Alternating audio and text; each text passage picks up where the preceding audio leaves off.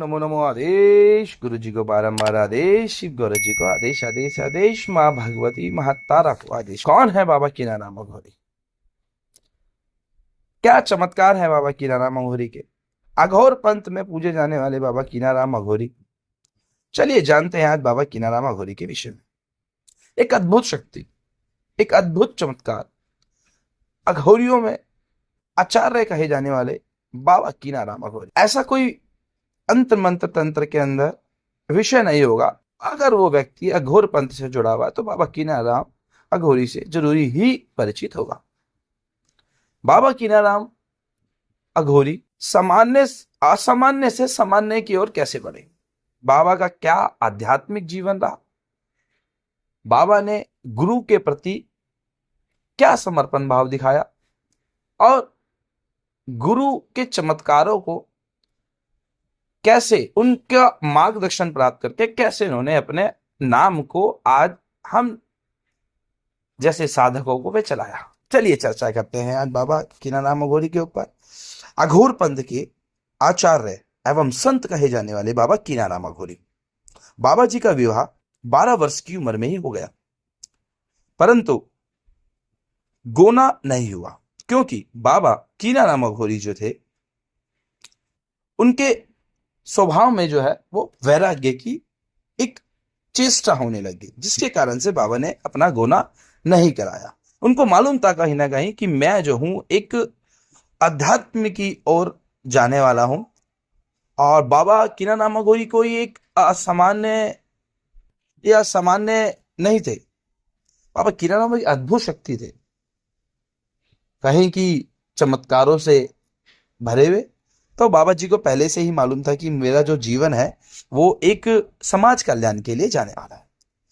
इन्होंने देश भर में भ्रमण किया, जगह जगह समाज को जाना और समाज में से जात पात, ऊंच नीच, भेदभाव को खत्म करने का बड़ा ही प्रयास करा बाबा जी। बाबा जी एक प्रसिद्ध संत, सिद्ध महात्मा थे। बाबा कीनाराम अघोरी के जन्म से ही अनेकों चमत्कार प्रसिद्धियां हैं। इन्हों का निधन काशी में ही हुआ। बाबा कीनाराम के जीवन में काफी अद्भुत और रोचक रहा। बाबा जी कीनाराम अघोरी उत्तर भारतीय की संत परंपरा के एक प्रसिद्ध संत। उन्हों का जन्म वाराणसी के पास चंदौली जिले में एक गांव रामगढ़ में, क्षत्रिय कुल में जन्म लिया बाबा कीनाराम अघोरी ने सन 1601 ईस्वी में। बचपन से ही इन्होंने आध्यात्मिक संस्कार प्राप्त किए और जन्मजात ही आध्यात्मिक संस्कार अत्यंत प्रबल रहे। बाबा कीनाराम अघोरी का वैराग्य इतना प्रबल था कि बाबा जी घर से निकल पड़े और घूमते फिरते गाजीपुर जिले के करू ग्राम के पास कामेश्वर धाम में रामानुज संप्रदाय के एक संत शिवराम जी की सेवा में पहुंचे। शिवराम जी ने परीक्षार्थ और दीक्षा देने से पूर्व बाबा कीनाराम अघोरी को आदेश दिया कि आप अपना ध्यान और स्नान का सामान लेकर के मेरे पीछे पीछे गंगा घाट की ओर चले। बाबा कीनाराम ने वैसा ही किया।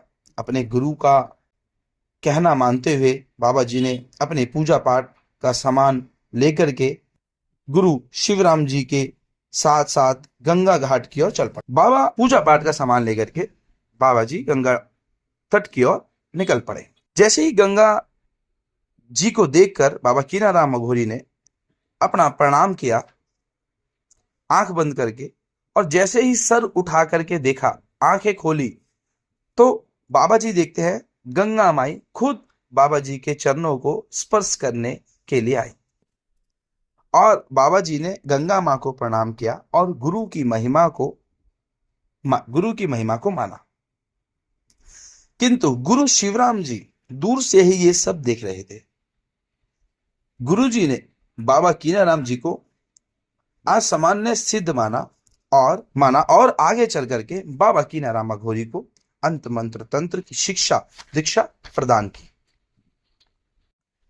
बाबा कीनाराम अघोरी उत्तराखंड हिमाचल के पहाड़ों में कई वर्षों तक कठोर तप किया और उसके बाद बाबा जी बनारस के हरिश्चंद्र घाट पर शमशान में रहने वाले ओघड़ बाबा कालू राम, जिन्हें लोग बाबा गुरु दत्तात्रेय भगवान का स्वरूप मानकर माना करते थे, बाबा कीनाराम कालू राम जी के पास पहुंचे। बाबा कालू राम बड़े ही आराम से दाह किए हुए शवों की बिखरी पड़ी खोपड़ियों को चने खिलाते देखा। खिला रहे थे बाबा जी।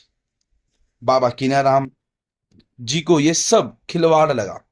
तत्पश्चात बाबा कीनाराम अघोरी जी ने चलती फिरती खोपड़ियों को अपनी सिद्ध शक्तियों से खोपड़ियों का चलना फिरना बंद करवा दिया।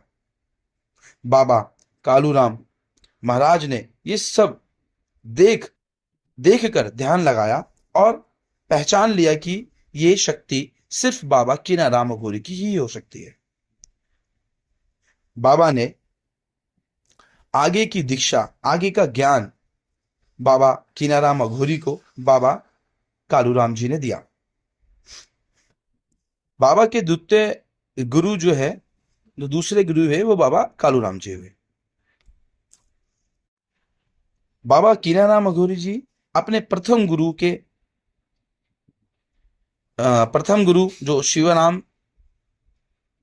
गुरु जी थे, उनके नाम पे, और दूसरे गुरु जो है बाबा कालूराम जी जी के नाम पे बाबा जी ने बड़ा ही जो है मठों की स्थापना की।